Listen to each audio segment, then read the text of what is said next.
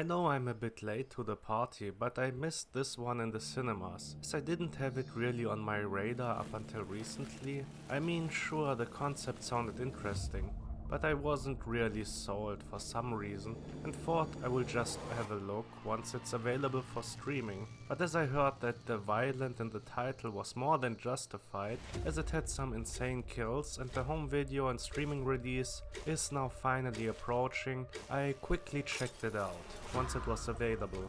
Is it a nice surprise or just a boring slog? Well, let me tell you about it, but first let's set the scene for what was intended by the director for this movie in the first place. In the violent nature is supposed to combine slow cinema with your run-of-the-mill slasher movie. Most people are probably already aware what a slasher movie is. A often hulking man with some nasty gadgets murders some teens or 20-somethings, often quite viciously, something with prominent examples being Scream or more recently Terrifier. And probably the big inspiration for this movie, Friday the 13th. And while most people know about slashers, only few will know about slow cinema, I think. Slow cinema is a style of movie which, as the name suggests, is about taking your time with the plot. Sometimes it's more about mood than the actual plot, or more about characters reacting to certain influences and problems than working towards goals. Some of the movies of Krzysztof Kieślowski and of course the king of slow cinema, Béla Tarr, are examples for this. With Tarr's movie Satan Tango being not only slow but also quite long with a runtime of almost 7.5 hours. I mean, I could tell you what it is about, but that's a long story. There are also movies by Gus Van Sant like Elephant, which can also be seen as examples for this kind of movie and are probably more well known than Kieślowski or Tarr. In a violent nature, it takes this art house approach and tells the story of a slasher, quite literally, as we mostly follow the killer in the movie, Johnny. It begins with a close-up of a necklace. The camera lingers on the shot for quite a while we hear a couple of guys talking about the killer, who was loose in this area a couple of years ago, and one of them eventually takes the necklace. As they disappear, something in the torn down building in which the necklace was hanging starts to move. Slowly but surely, Johnny rises from the dead. And while many people will probably not have the patience to endure this movie, for me it was a fresh take with some pretty good ideas. We see a lot of scenes of Johnny walking through nature, but it's made on purpose, and it feels like there's a reason for us watching his journey. We are taking on the view of Johnny and follow him as he is a force of nature, and he is waiting and stalking his prey, just like an animal. But this is not the only thing that happens, of course. Johnny kills, and while some of the kills are happening off screen or not in detail, those that are shown in detail are well made, sadistic and, well, violent. Some of the kills are also going on for a while. While not quite as bloody and definitely not as long as the killings of his colleague Art in Terrifier, they surely stay in your memory. Some of the kills are a bit ridiculous though, like the much talked about yoga kill. I would have preferred something more in line of Rob Zombie's Halloween 2, to be honest, meaning that the kills are excessive and kind of overkill, in the sense that the victims are hit or stabbed over and over again. I think that would have fit better to the naturalistic approach of the movie, and it is sometimes done that way, which works pretty well, I would say. Like for example the last kill in the movie, or even a kill that is a bit shorter but has a longer setup. The rock kill, in which Johnny is getting to an already wounded victim and drops the rock on its head.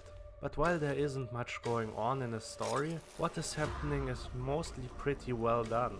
For example, we see and hear a lot of the backstory of Johnny, when he moves towards his victims or lurks in the forest and people talk about the past events in the area involving him.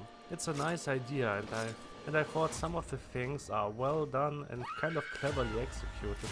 While there are moments that would feel stupid and for some people probably are stupid, the naturalistic and realistic approach to the direction make them work. We also get to know some parts of the group dynamic and the people's relations to each other, and we can fill in the blanks of what happens when Johnny isn't around. Same goes for Johnny's backstory. The kills also have some nice details at times, like the victim looking around while he can't move, waiting for his death, as Johnny is controlling a machine, which will take his victim apart, in a take that is probably much more complicated than meets the eye at first. But the movie isn't just about kills and walking. We also get a close look of Johnny, the slasher, the monster of the movie, and we start to feel sympathy towards him.